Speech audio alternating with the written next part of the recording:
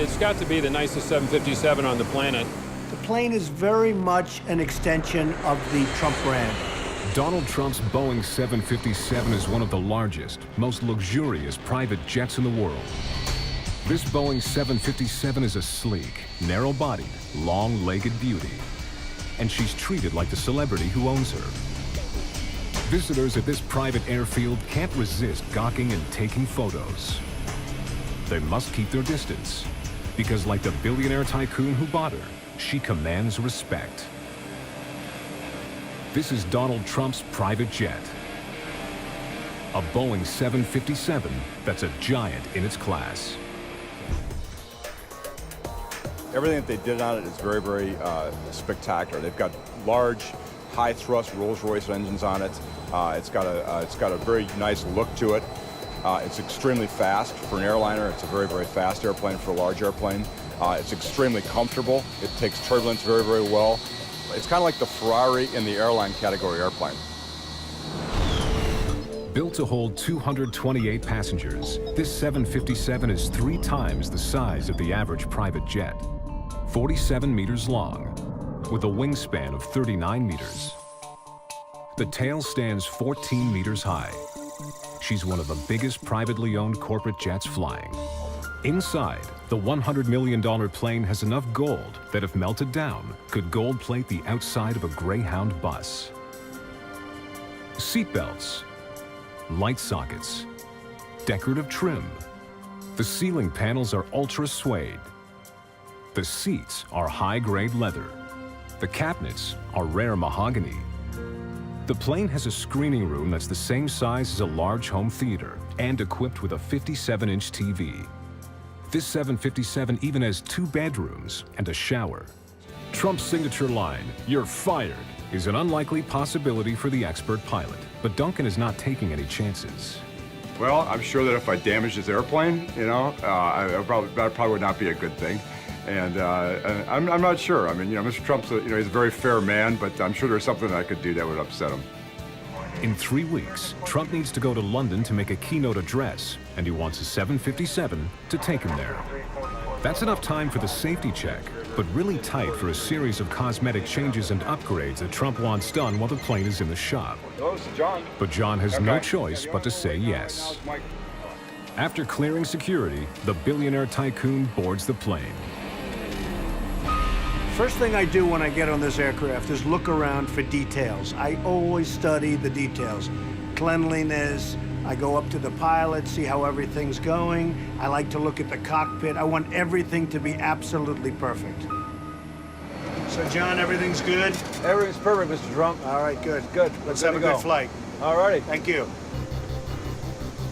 The plane not only feels like a Rolls-Royce on the inside, it's got 2 Rolls-Royce engines powering it, which was something Trump desperately wanted.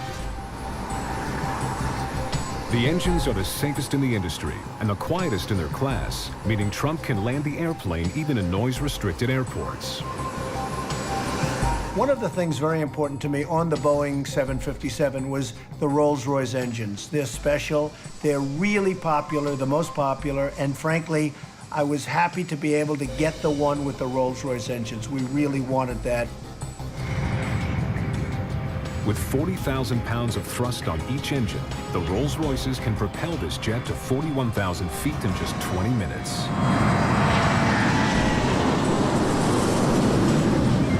Isn't that cool? One to go. Yes, sir, indeed.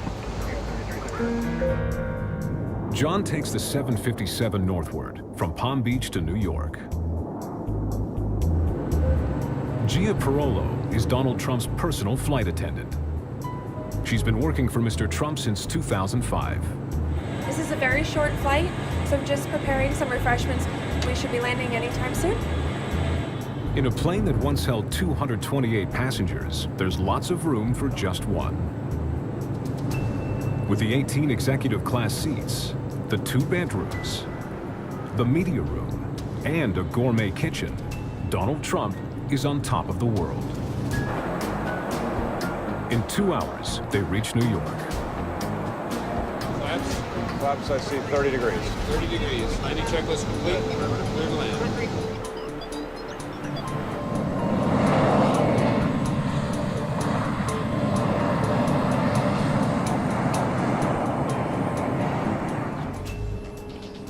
Even with 2 shifts working around the clock, it's going to be a tight turnaround to guarantee a timely departure. The inspection is routine.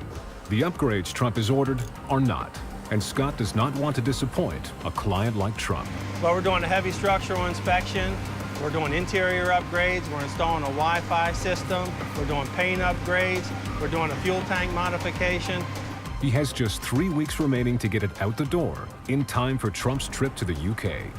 We've got a long way to go and a short time to get there. The pressure is on to keep the standards top-notch while completing the maintenance inspection. Donald Trump doesn't have a $100 million aircraft so he can charter. He wants his airplane and he wants it right. The plane has been at standby for a week. Trump's personal pilot, John Duncan, arrives from Palm Beach to monitor the progress. Anytime the airplane goes through any kind of a major inspection like that, I always like to be present. I like to make sure that things are going well, that they don't have any kind of questions. And what John finds is that Trump's exquisite airplane is in pieces. The interior has been completely dismantled to install the new Wi-Fi system. I definitely get a level of anxiety only because of the fact that I'm so cautious. I don't want anything to happen to it. The only thing I was going to watch for, Mike, was if we see any kind of scuffs that took Trump's corporate carpenter, Mike Cotto, is accustomed to handling the details. We'll start at the back, work ourselves forward once we start closing everything up. We're kind of the closers in the ball game. You know, at the end, they bring the guy in to close the game out. That's what we do. Donald Trump wants the floor mat at his galley replaced because a seam in the middle of it has been offending his sense of flawlessness. So I understand we're going to be able to solve that by relocating the seam around the corners. Is that correct? That is correct. We get extremely detailed when it comes to this. We want to make this absolutely perfect because Mr. Trump demands perfection. The small details on the inside are keeping John busy, but he's now got a big problem on the outside. The engine nose cowls, which have been sent out to a subcontracting company for repair, haven't arrived. The nose cowl is the circular covering at the front of the engine. It directs air into the turbine and protects it from damage. The plane's not going anywhere without the nose cowls. Trump's nose cowls were sent out to be restored after hundreds of hours of flight. Did you hear about the nose cowls? I have not. The last thing I heard on it was supposed to be this week, but they haven't showed up yet. I haven't heard any updates on it. The timing could not be worse. Good afternoon, this is John. Hi, John. Hi, Rona, how you doing? Very good. And you? Great, thank you. Good. John, I wanted to give Mr. Trump's you a little, VP and Chief Assistant Rona Graff calls John to find out exactly when the jet will be ready to fly to LaGuardia for Trump's trip to the UK. Into London. I've been working for Mr. Trump for over 2 decades, and I guess I'm what many people call his proverbial right arm. What is the exact date that all of that is happening? What date will you bring it up to New York? So as of right now, the 26th is the date that we plan on flying into LaGuardia. Perfect. Very good. Okay, Rona. Trump has decided to change plans. Before London, he will go to Aberdeen, Scotland, to step up his promotional campaign for his newest golf course. Up and taking you right to the venue. Okay, good. So I'll be stopping there for 2 days. Then I'm going on to London, where I'm making a speech in front of a packed house, and that'll be on Sunday, and then we head right back to New York. So we're going to have an exciting few days. The mission is now defined. The 757 will depart Brunswick for New York's LaGuardia Airport, where it will pick up Mr. Trump. It will then head for Aberdeen, Scotland for a 2-day stopover before reaching its final destination, London's Stansted Airport. Pilot John Duncan takes the changes in stride, but he knows Aberdeen, and it requires special attention. It's one of the shorter strips that we operate in and out of. And so constantly we want to make sure that our takeoff and landing weights are appropriate and exact for the safe operation in and out of that runway. John adjusts his flight plans. The 757's modifications are almost done, so he heads back to Brunswick. The long-awaited nose cowls finally arrive. They look fantastic. Did a beautiful job. Mesh looks nice and clean. Looks like brand new. A little added bonus. Does they? They did a nice On job. first glance, everything looks perfect. SBRR 4352. This one is a different count. But suddenly, relief turns to concern. 4352. Yeah. The serial numbers don't match Trump's. That's the one. Different count. I need the 2 serial numbers we sent and then the 2 we got. Okay. All right, let's open this one up. John anticipates that this will be trouble. I know what's going to happen is we're going to have to get ours, Scott, because Mr. Trump he's adamant about that. I need that. He wants his parts on his airplane. When you own important aircraft, especially one like a Boeing 757, you ideally want to keep all of those parts together, especially a plane like I have where there's so few hours on the plane. It's like a new plane, and you want to keep everything together. You don't want lots of switches and changes. Let me tell him that. The question John and Scott need to figure out is, if the nose cowls that were delivered today aren't Trump's, where exactly are they? Hey Rick, this is Scott. So we think we don't have the correct nose cowl here. It is overhauled, but we know the Trumps want to put the exact same ones back on there because of their low time. Okay, my concern is that the nose cowl that belongs to us has actually been overhauled and is sitting there in the shop. And that is simply we send this back and have them send ours. That's the best scenario, that we can swap them out. Worst case is that's on a, an American Airlines airplane or somebody else's airplane flying at 40,000 feet right now. Exactly. That would not be good. No. Rick's saying that couldn't have been a mix-up because these are the only two 757 nose cowls that they had in the shop at this time. Oh, good. So there's no way possible for it to mix up. It is a Trump cowl. I'm breathing a big sigh of relief. It looks right now like it was a paperwork issue as far as the nose cowl serial number was concerned, rather than the actual cowl itself. So that makes me feel a lot better. We get back on track, get that second cowl hung. With the exterior pieces falling in place, John now turns his attention to reassembling the 757's dismantled interior. Have you got any more white gloves? I do, right Great. here. Great, I need them. The reassembly is a delicate procedure, and the pressure's on to get it done before takeoff tomorrow. No smudges on the wood, no scratches, no nicks. This is what you call hands-on. You gotta be very cautious. Just even when it gets hot and you kind of get sweaty, just moving through the aircraft sometimes, if you don't watch your head, you drag it on those sidewall panels, it'll smudge it up, make it nasty. Or even a drip of sweat. A drip of sweat could fall down on something, on a piece of leather or fabric. Well, you guys watch your feet on those. I'll tell you, I'm gonna turn that up. Everybody get crucified. So make sure this all lines up. This is real critical where this seam is right here, that everything comes together and it's nice and straight. You don't want nothing to get damaged. It's high-end quality furniture, and it's for Donald Trump, so you don't want nothing. You want it perfect when it leaves out of here. No wires, no plug-ins, and you got your clips too. Panel by panel, the interior is reassembled. Let's get these back there. The protective plastic sheets are removed, revealing a lot of dirt and dust. What do you think, Daryl? I think we're ready to proceed. All righty. John works with Daryl Thomas, ground operations supervisor, to scrub the plane to perfection. I'm ready for the spots. It's a brand spanking new toothbrush and a new can of air. All right. And I want to make sure that the grain is all in the correct direction and that it's perfectly clean from dust and grime and dirt. Mr. Trump has got an incredible vision. He's got an eagle eye, so even a smallest little dot he will notice. I want the plane to be immaculate. I don't want dust. I want everything polished. I want it to be in absolute showroom or mint condition. And the word mint condition is a term my father used to use. If he looked at an apartment, he'd say, this is mint condition. Well, that's what I want the plane, showroom or mint condition. Of all the foreseeable events that could legitimately ruin John's departure plans, it all comes down to an unfinished floor mat. So when is the plane ready? The only we're waiting on right now is Mike Cotto. I'll double check on him, but as soon as he gets off the airplane, we're ready to go. Okay, I told him that we'd be ready to leave here in like minutes, but that's not going to be the case. I didn't know Cotto needed that much time. 2 hours. Yeah, he said he needs 2 more hours. Okay. Never fails. Mike. Yes, sir. Did I hear the rumor correctly that it's 2 more hours? You can either get it right or you can get it now. You just can't get it right now. Quality is more important than speed, so let's make it perfect. Absolutely. So? But the clock is ticking. Good shape. How many people will be at the speech in London? They expect over 20,000 people. It's going to be a huge crowd. Wow.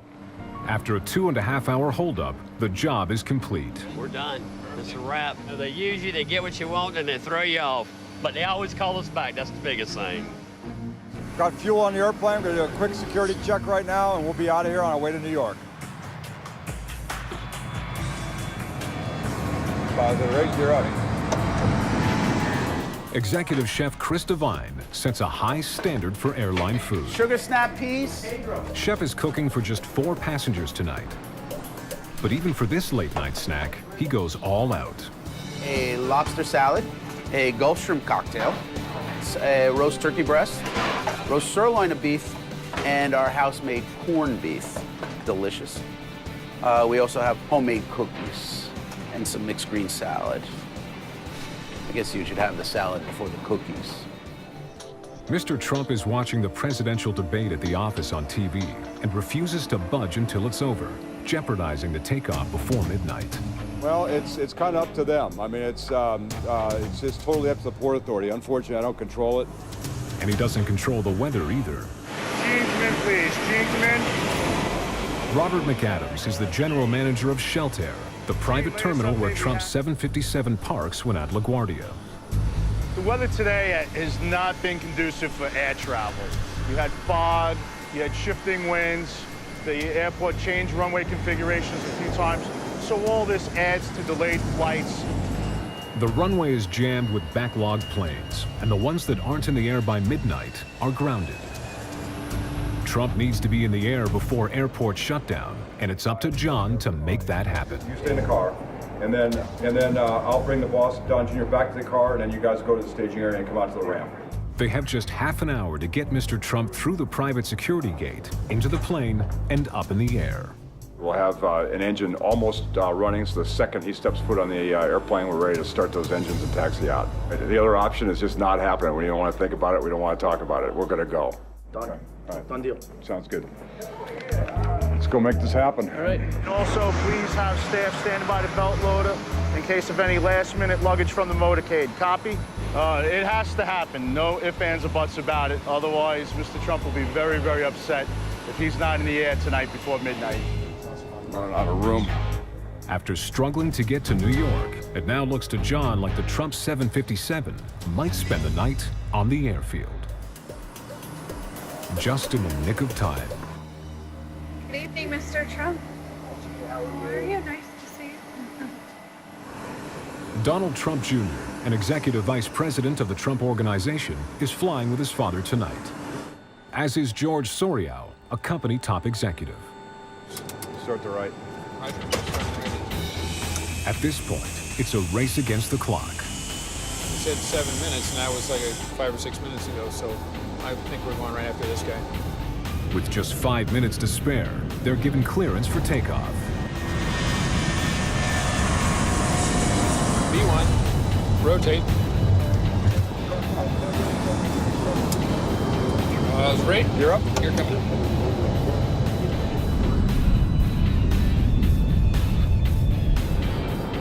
It's great to be on board. We're going to have a nice trip. We're flying over the Atlantic. We land in Scotland in about 5 hours, and then we go on to London. It's going to be a nice trip. With all as it should be, he can now settle in for some late-night business with Don Jr. You want to say sign your contract or we have to just put Darb out? With his speech behind him, Mr. Trump is ready for home. That was amazing. The London crowd was great. I had a good time.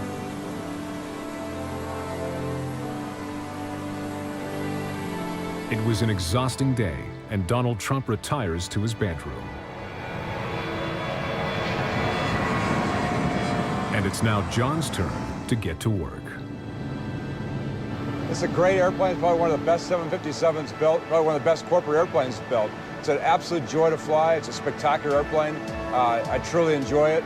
We'll be in New York in about 6 hours, and we won't be there for long, though. The T-Bird likes to fly, and there's a lot more that Mr. Trump has to do, so another day or two, we'll be back on the road again for yet another mission. It's just a real pleasure, and it's a fun job. I really enjoy it, all aspects of it.